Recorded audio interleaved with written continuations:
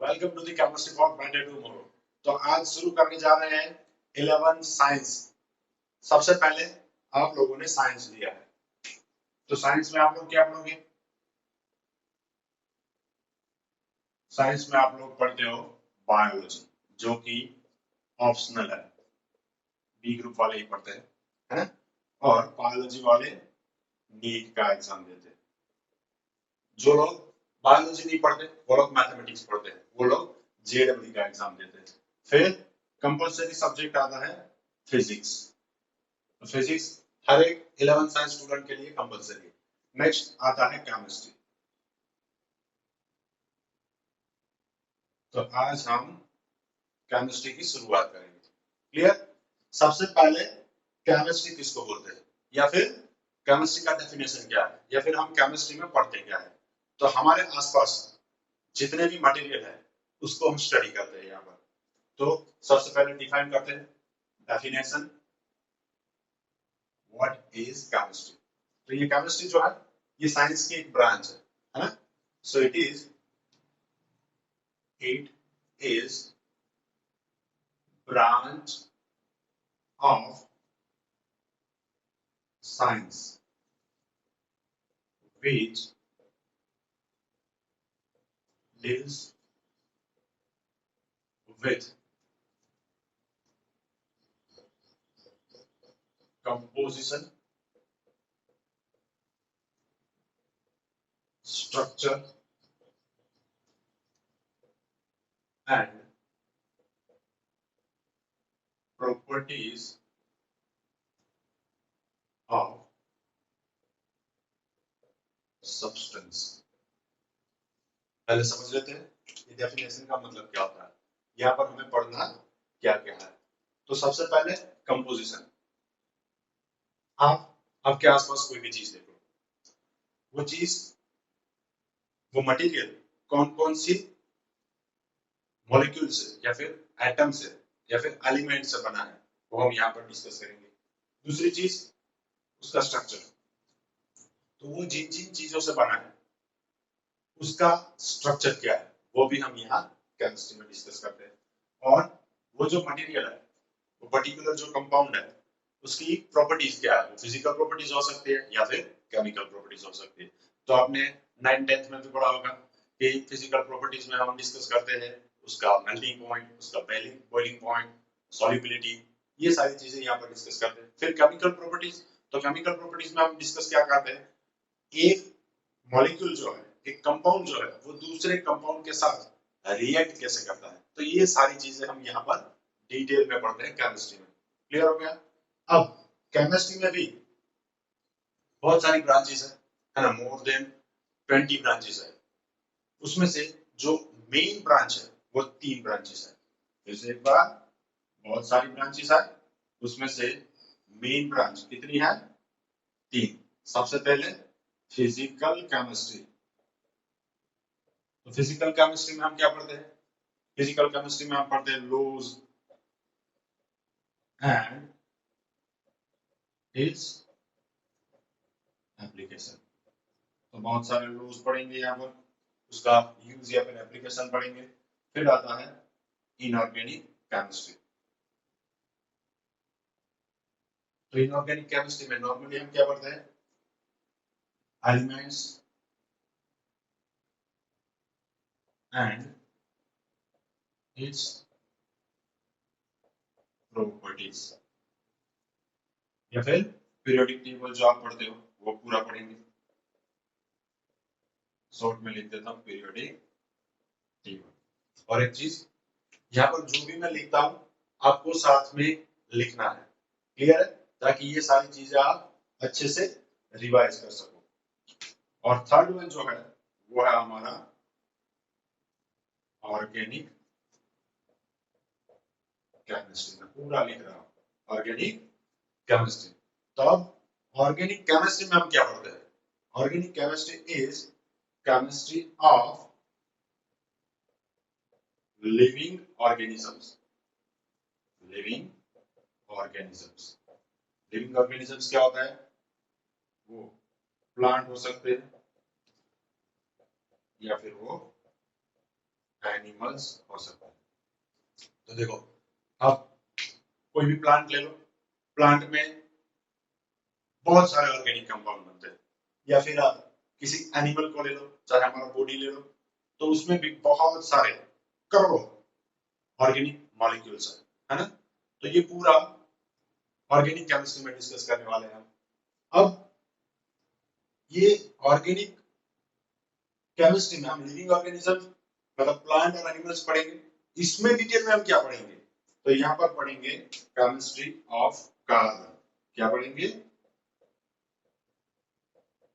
Chemistry of carbon. चलो एक चीज क्लियर कर देता हूं मैं। सबसे पहले नेचर में हमारे आसपास जितने भी प्लांट्स है या फिर एनिमल्स है, उनमें बहुत सारे ऑर्गेनिक कंपाउंड्स होते हैं, जैसे मैंने बताया करोड़ होते हैं, है ना। बहुत सारे स्टूडेंट्स ये सोचते हैं कि कोई एक ही मॉलिक्यूल से बनता है, बहुत सारे मॉलिक्यूल बनता है। जैसे कि अब प्लांट ले लो, उसका लीव्स ले लिया आपने, वो लीव्स में बहुत सारे ऑर्गेनिक कंपाउंड होते हैं, एक ही मॉलिक्यूल से वो लीव्स नहीं बनता, मतलब वो बहुत सारे ऑर्गेनिक मॉलिक्यूल से बना है। तो पहले हम उसको एक्सट्रैक्ट करेंगे, फिर वो जितने भी कंपाउंड है उसको हम सेपरेट करेंगे, फिर उसमें से प्योर कंपाउंड निकालेंगे। प्योर कंपाउंड निकालने के बाद हम उसका स्ट्रक्चर आइडेंटिफाई करते हैं, फिर हम उसकी प्रॉपर्टीज चेक करते हैं। तो ये सारी चीजें डिस्कस करनी होती है यहाँ पर हमें। क्लियर, मतलब प्योर फॉर्म में कंपाउंड नहीं होते, वो हमारा बॉडी हो या फिर वो प्लांट्स हो। तो ऑर्गेनिक केमिस्ट्री स्टार्ट करते हैं। 11 का जो चैप्टर है, कौन सा चैप्टर है, चैप्टर नंबर 12, जो कि सबसे इंपॉर्टेंट है। नाम क्या है, organic chemistry, some basic principles and techniques. ये चैप्टर सबसे इंपॉर्टेंट है। सबसे इंपॉर्टेंट क्यों है, क्योंकि यहाँ पर हम जो चीजें डिस्कस करेंगे वो चीजें आपको 12th में भी काम आने वाली है, और आप कॉम्पिटिटिव की प्रिपरेशन कर लो, जेडबलई हो या फिर वो नीट हो, उसमें भी बहुत यूज होने वाला है इस चैप्टर का। ठीक है, चलो तो पहले हम अपने चैप्टर का नाम समझते हैं।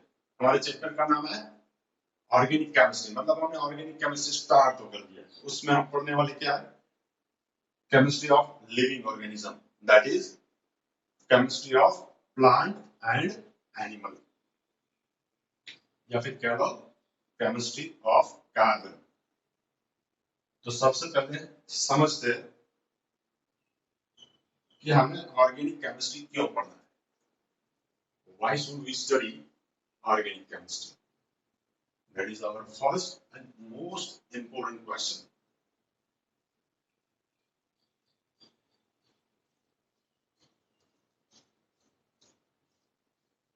चलो तो क्वेश्चन समझ में आ गया, क्वेश्चन समझ में आ गया। मैं यहाँ पर लिख देता हूँ, importance of organic chemistry. Importance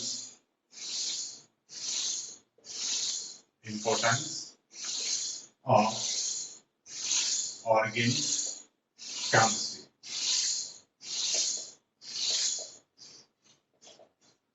तो सबसे पहला, जैसे मैंने आपको बताया, प्लांट और एनिमल की केमिस्ट्री है, तो हमारे बॉडी के अंदर कौन कौन से कंपाउंड है वो हमें जानना चाहिए, है ना। प्लांट के अंदर कौन कौन से कंपाउंड है वो हमें जानना चाहिए। अब सुबह से शाम तक आप बहुत सारे ऑर्गेनिक कंपाउंड्स यूज करते हो।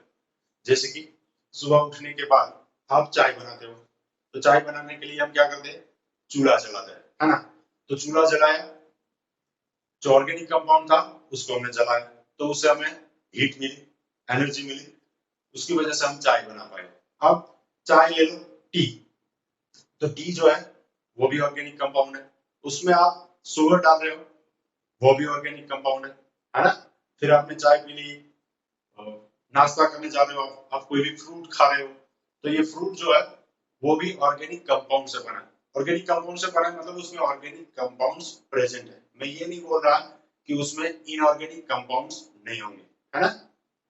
तो इनऑर्गेनिक कंपाउंड्स किसको बोलेंगे हम, जो हमें नॉन लिविंग ऑर्गेनिज्म से मिलते हैं। जैसे एक बार, inorganic compounds are the compounds isolated from non living organism, ठीक है। तो नॉर्मली सॉल्ट जो मिलते हैं वो कहां से मिलते हैं, सॉल्ट जो है वो NaCl है, या फिर दूसरा कोई कैल्शियम सॉल्ट है, बैरियम सॉल्ट है, हाँ? ये सॉल्ट जितने भी है वो नॉन लिविंग ऑर्गेनिज्म से मिलते हैं। तो अब हमने बता दिया कि हम चाय बनाते हैं, फ्रूट खाते हैं, वो सारे ऑर्गेनिक मॉलिक्यूल है। दूसरा, मान लो आपने चाय नाश्ता कर लिया, अब आप या तो स्कूल जा रहे हो या फिर ऑफिस जा रहे हैं, तो ऑफिस जाने के लिए वो अपना स्कूटर या फिर बाइक या फिर कार यूज करेगा, तो वो जो है उसमें भी फ्यूल डालते हैं हम, पेट्रोल डीजल, तो ये भी ऑर्गेनिक कंपाउंड है।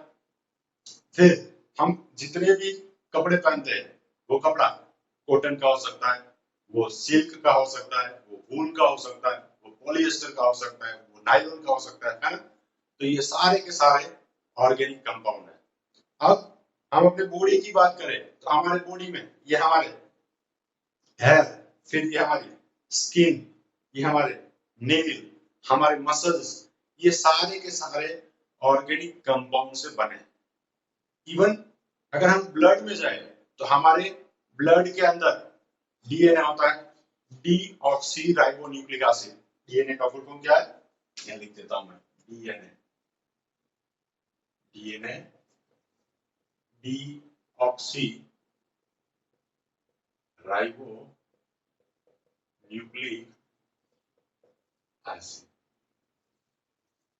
है ना, sorry, deoxy ribo acid, deoxy ribo और ये न्यूक्लिक एसिड।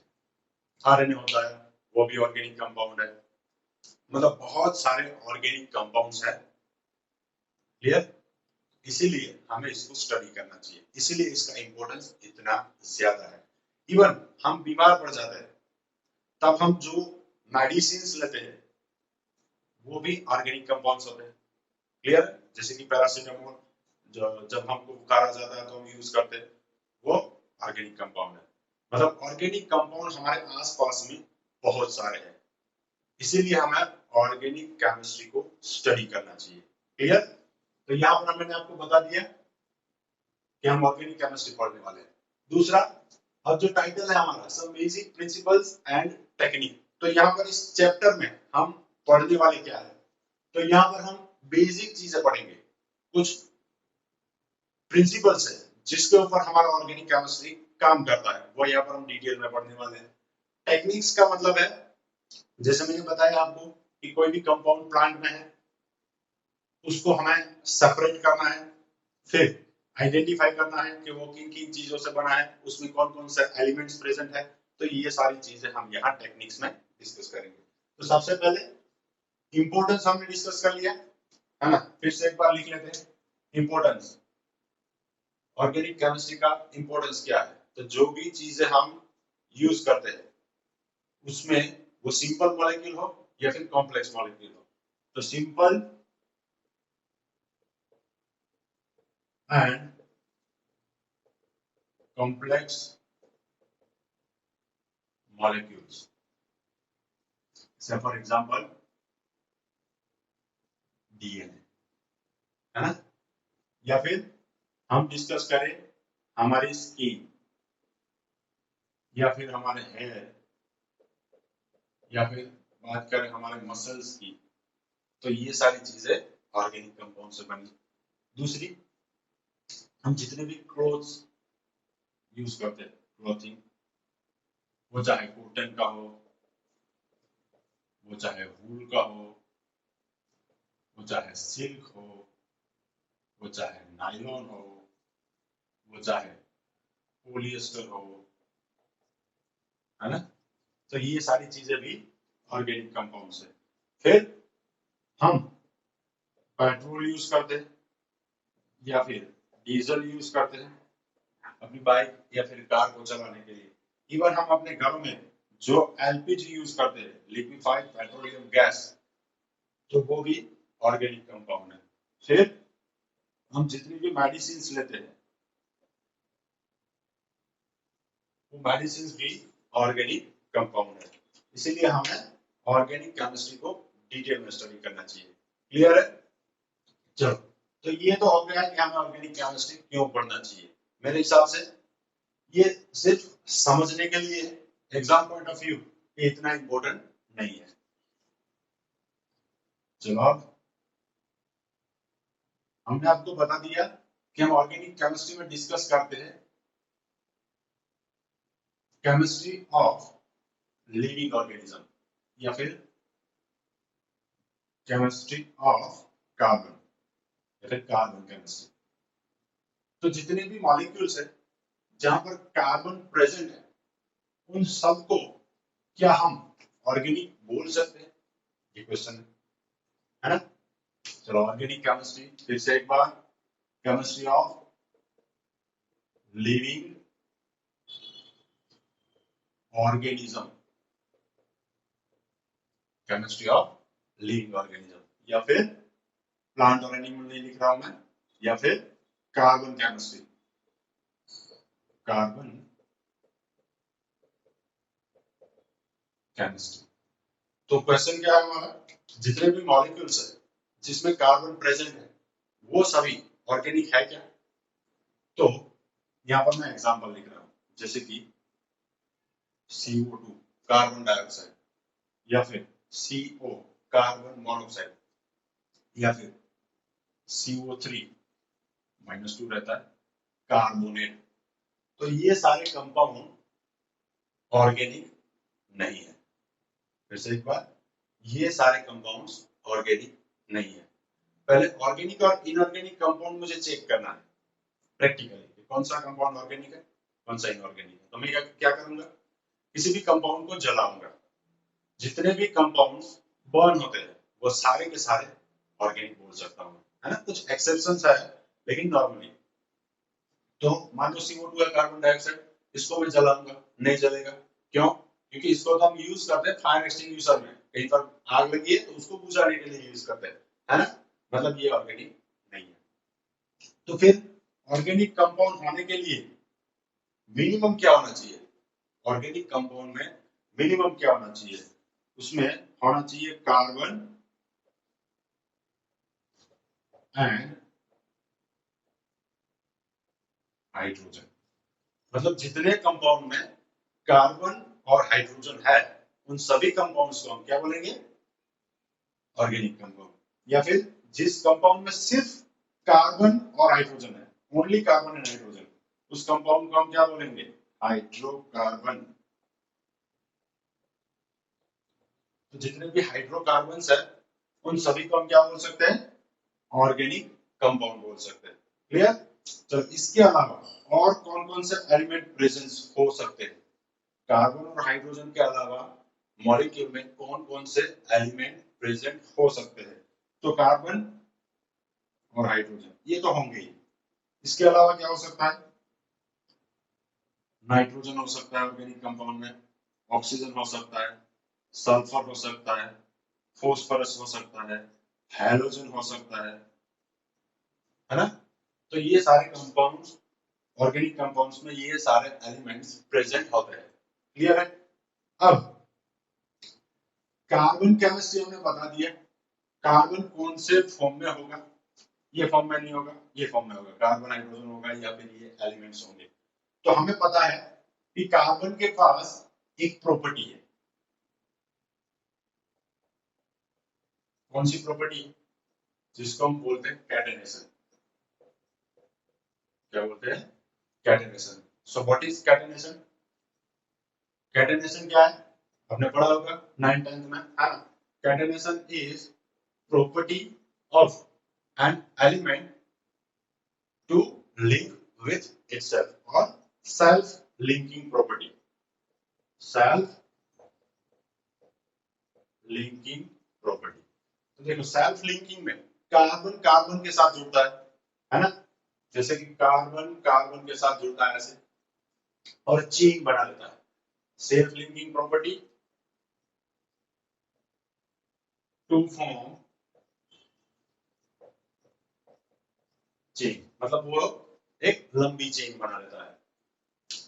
अब वो चेन बनाता है ऐसे, सिर्फ कार्बन ही है उसमें, तो ऐसे कंपाउंड आप लोगों ने अपने 9th-10th में डिस्कस किए होंगे, कौन कौन से?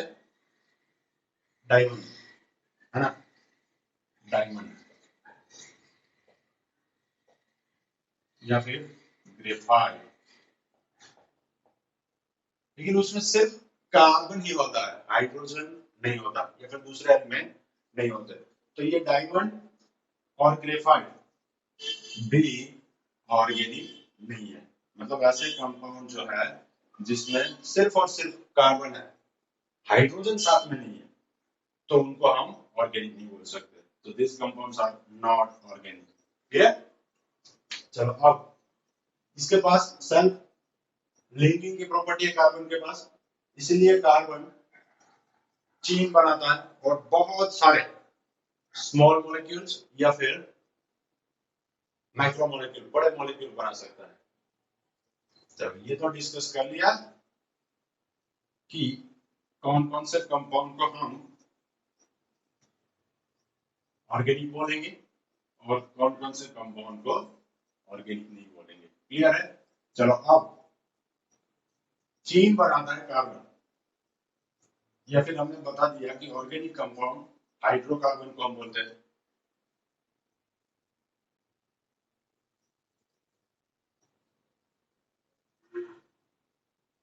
है ना। तो पहले डिस्कस करते हैं हिस्ट्री। क्या डिस्कस करेंगे हम? हिस्ट्री। चलो आप डिस्कस कर लेते हैं history and development of organic chemistry. History and development of organic chemistry. जैसे हमने डिस्कस किया कि प्लांट और एनिमल्स में जितने भी मॉलिक्यूल्स बनते हैं वो ऑर्गेनिक है, इसीलिए हमें डिस्कस करना चाहिए। तो बहुत सारे साइंटिस्ट हैं, उन्होंने ट्राई किया इनको डिस्टिंग्विश करने के लिए कि किसको हम ऑर्गेनिक कंपाउंड बोलेंगे, किसको हम इनऑर्गेनिक कंपाउंड बोलेंगे, या फिर जो प्लांट और एनिमल्स में ऑर्गेनिक कंपाउंड्स बनते हैं, है ना, तो इसके लिए कोई वाइटल फोर्स रिस्पॉन्सिबल है जिसकी वजह से ये कंपाउंड सिर्फ और सिर्फ प्लांट और एनिमल में बनते हैं। क्या बोला मैंने? Vital force.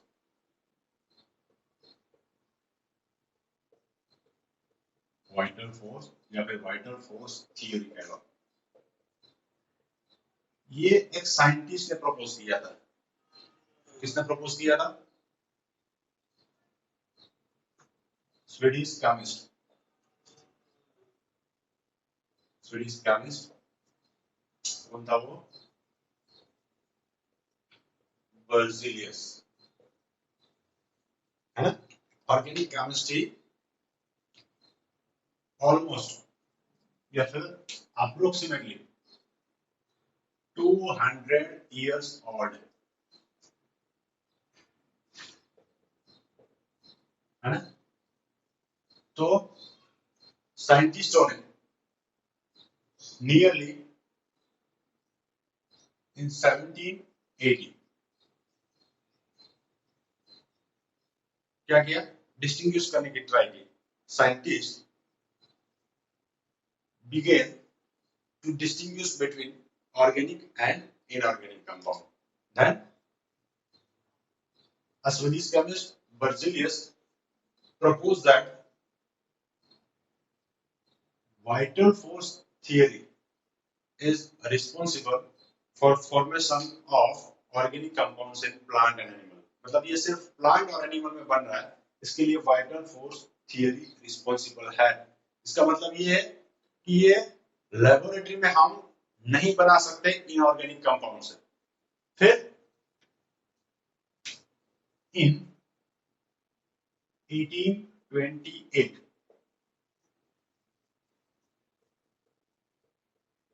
Friedrich Wöhler prepared या फिर synthesized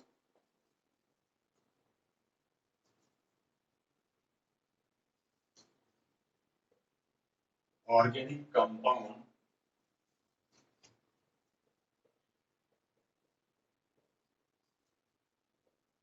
urea from inorganic compound ammonium cyanide. Ammonium cyanate. तो यहां से स्टार्ट हुआ इनऑर्गेनिक कंपाउंड से ऑर्गेनिक कंपाउंड लेबोरेटरी में बनाने. अब सबसे इंपॉर्टेंट यहां पर आपको क्वेश्चन पूछा जा सकता है. क्या क्वेश्चन पूछा जा सकता है?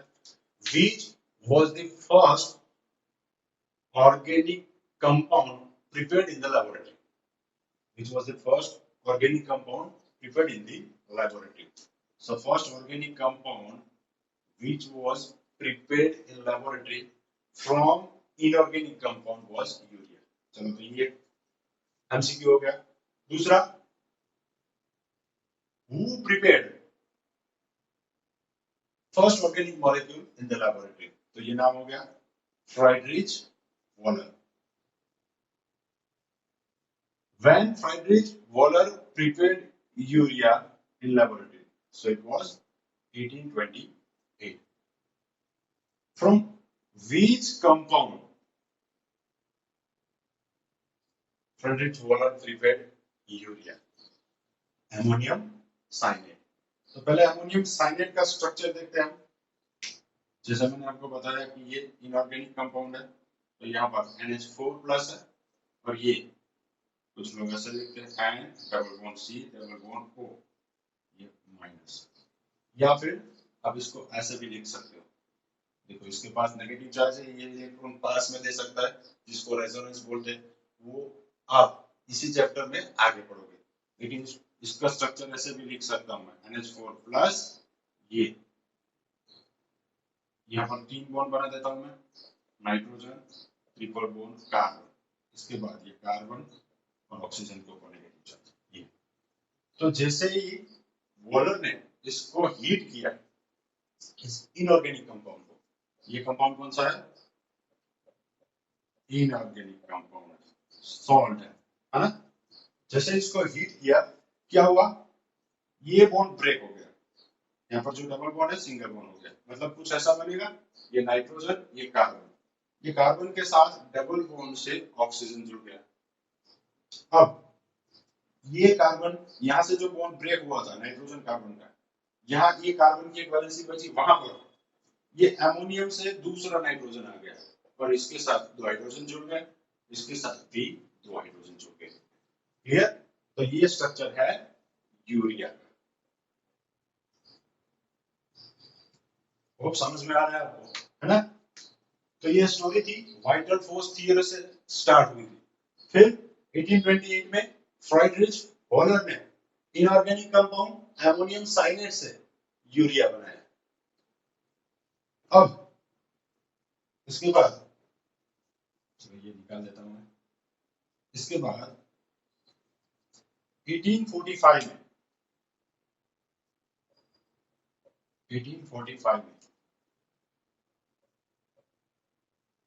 Kolbe synthesized acetic acid. तो कोल्बे ने एसिटिक एसिड बनाया लेबोरेटरी में इनऑर्गेनिक कंपाउंड से. एसिटिक एसिड का स्ट्रक्चर टेंशन मत लो, ये सारी चीजें हम आगे डिस्कस करने वाले हैं. ये चीजें आप 9th 10th में पढ़ चुके होंगे, इसलिए मैं यहाँ पर लिख रहा हूँ. तो एसिटिक एसिड का स्ट्रक्चर ये है CH3COOH, ये एसिटिक एसिड बना दिया. फिर 56 birth load synthesized